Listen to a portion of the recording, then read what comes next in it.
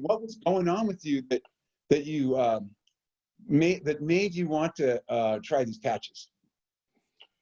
Well, first of all, hello everybody, and I'm really, really glad to be here and to tell my story a little bit, and to tell you about what an NFL guy that's played in the NFL for a long time, what we go through in our life as we get older.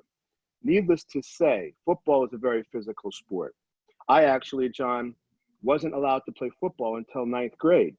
And once I finally got, 10th grade, excuse me. And then once I finally got the go ahead to go and play football, I played in the band before, and then I got a chance to play football. And so I didn't let it go once I grasped onto it. And so it was really something it was one sport that I hadn't played that I wanted to play. And I think it's because I had a penchant for being physical and wanting to get a lot of my frustration out some way. I mean, it was a great outlet.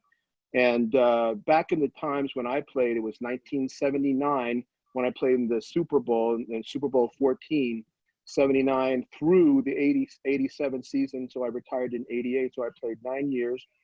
And during those times, you have heard the concussion situation with the NFL and the lawsuits that were drawn against the NFL for them. We were not properly trained into how to protect our head. The equipment was substandard with regard to protecting the head from blows and the concussion aspect of the game. For crying out loud, if you didn't get dinged one to 4 times a game, you weren't playing. You were on the sideline.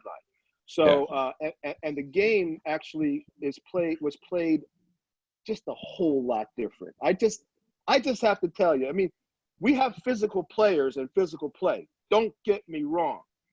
But back in the day when I played, we actually had these things called, we had contracts on people where we would, say, this guy's got to go.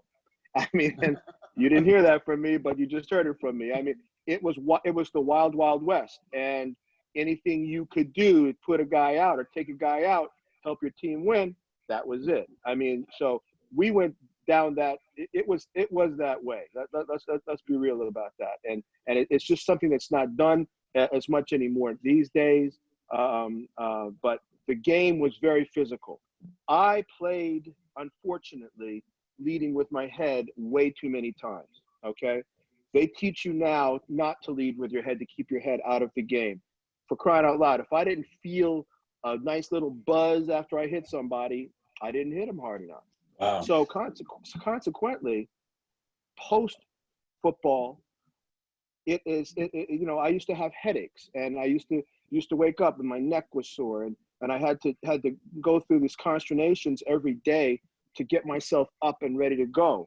And so now I'm in my 60s, and I actually am looking for things that will make me feel as though I can go ahead and wake up and go ahead and take care of my day. And it is prolific with people in my range, in my age category, and older, and even younger. NFL players, when you're exposed to that physical play, you're gonna have residual, okay? It's gonna be residual stuff that you're gonna be injured. So you sign up for it and you live with it. I personally had signed up for it and was experiencing, head, neck, shoulder, knee pain. When you have knee pain and it's chronic, and you have to judge every step before you step it. That's not the way I played football. I just went and did it. You can't do that anymore. You got to be careful about how you step. You have to be careful about this stuff.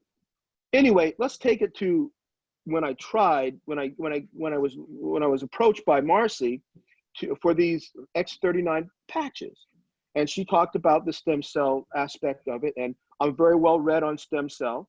I know that it's a very prominent treatment for the knees where you get shot, and it costs $10,000 for a shot, and you get feel good for a certain amount of time, but how many times can you go in the pocket for 10 grand to get a shot in your knee, for crying out loud, just so you can go play golf? Well, it's not very efficient with regard to the expense. I tried these patches, and I'm just going to tell you what my experiences were. I tried them for 30 days.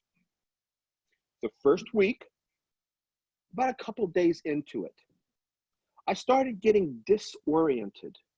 I placed the patch behind my neck, underneath my that bone there that sticks out in your back. I put it there all the time, and I started feeling that my equilibrium wasn't there, that I wasn't being able to focus, that I was feeling a little bit out of sorts. It wasn't really it felt like one of those episodes where you hit somebody and the room just goes like this. The whole place in front of you is just going in front of you like that. And it felt like that was happening to me. And it was a recurrence of when I would probably more than likely take on a contusion in my brain. And so I experienced this for 8 to 10 days. After about the 10th day, I woke up one morning and I turned on my light and everything was just crystal clear. And I said, what the heck's going on? I went through it. And then all of a sudden I discovered through going through it every day, I could get up out of the chair and not have to worry about my knee. There was no pain in my knee. There was no swelling in my knee. So I guess that, as I understand stem cells and I understand the science behind this patch, where it's needed most is where they go first. So in my case, I'd have to say that my head became clear. Now, and I really am waiting for you to tell me, doctor, about the science and all of that, because I'm just telling you what I experienced.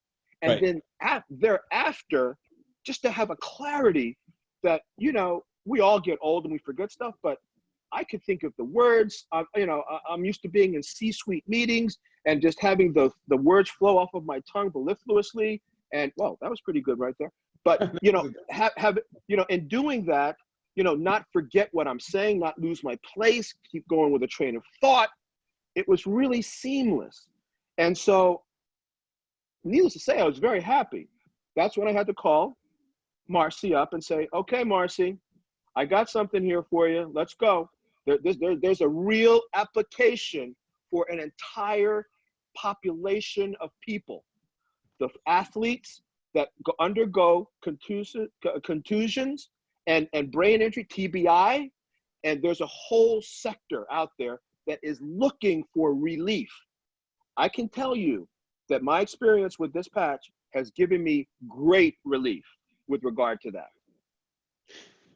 Thank you so much. And you and I talked about telling you the science behind that, because this is something that I deal with every day. And the symptoms that you described are what people go through when we're switching the power. When I say power, I'm talking about activity. When the activity is being changed back to normal. There's a couple of things that could be going on. One, and I tell people this on every brain map that I do an interpretation on, there are two types of our brain waves that are supposed to be more powerful on one side compared to the other. If those are switched, you have anxiety or depression or both.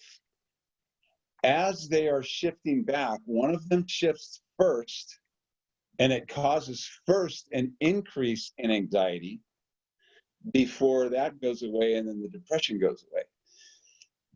Coming to you, when you have a concussion, every one of our brain, the power or activity, every one of our brain waves gets more powerful on one side compared to the other. I see that. I told 3 different people, telling them about their brain map today, who had hit their head. All of the power shift to the right side. So the entire right side of the brain is more powerful than the left. As that starts to shift back to normal, they will have temporarily an increase of symptoms. But here's another thing was possibly going on. When I talk to parents of children who don't have certain skills, let's say, for example, they're really dependent upon what others say and think of them. They don't have any personal power. They don't know how to stand up for themselves. And then we turn on some networks and hubs in their brain. That's a new skill, man. they don't know how to work it. It's like a little kid learning how to hit somebody without hurting them. No, just tap them or whatever it is. Anytime your brain hubs, somewhere get turned on, your brain has to learn how to regulate that. So your brain fog, I think you mentioned you felt a little dizzy or something. Yes. You had a little bit of dizziness. So they used to think that when you've lost something, there's some neurons that died. But now we actually know those hubs and networks stopped talking to each other, and all we have to do is get talking to each other. But it's a new skill. It doesn't know how to do it yet. It's just too much, or is it too little? And then we get back on, okay, now that's about right there. It happens with a lot of different aspects of the brain when things turn back on that weren't working very well. So it looks like it's retracing, going back through some things that we used to have, and now we don't have them. So those are 2 or 3 of the possibilities that could be going. And it's really important for us to understand that and tell people, your body's really smart. It's going to go take your brain back through the path it needs to go to get better. So hopefully that gave you a little bit of understanding of what goes on with the brain. So you went from that to like crystal clear and focused. Is that what happened? Crystal clear, focused. Then, you know how when you go down to the beach, you get your beach chair, it sits low, so you got to get down and sit down on it, right? It's not like one that you just sit your butt down and you're good. You have to go all the way down to the ground. Yeah. And then, and that day, I'm telling you, on sand, I just got up and down, and I'm saying, holy, what's going on? That's you can't do that. I can't do that before. Understand? That's not what I do. I struggle. I got to get on all fours and get up. Right. No, I was squatting my body up like I used to. I mean, it's like, and there's no pain. And it's like, so, okay, I understand the stem cell situation. I understand that it goes to the places where it's needed first, and then it goes to the places needed second, and then third. And I'm telling you that it got to my knees. I mean, because that is, that's special when that's the case. And I don't feel pain in my body. My back is not hurting. My body is feeling good. When you feel that rush again, oh my God, it's unbelievable. I'll be honest with you. I had a clip that one of my former teammates, Reggie Doss, who was a defensive end for the Rams when I played with the Rams, sent me a clip of a play that I made in Anaheim Stadium, and it was against the Chicago Bears. And I remember it crystal clear because I've got a big picture of that one play on my wall, me covering this guy. And I covered the guy, and I ripped the ball out, and I got up, just popped up, and I bounced. You don't run. I used to bounce. That's how much speed I had in my leg. That's how I felt that day at the beach. It was amazing. I had that pop, that beach, that pop in my legs, man. You're speaking my language because, knee pain, I had that before as well. I got to ask you one question. Did you contribute to Jim McMahon's brain injuries? I will have to say that I might have had a little piece of that. A little piece of that. I love Jim McMahon. I love Jim McMahon. He's a good guy, man. Yes,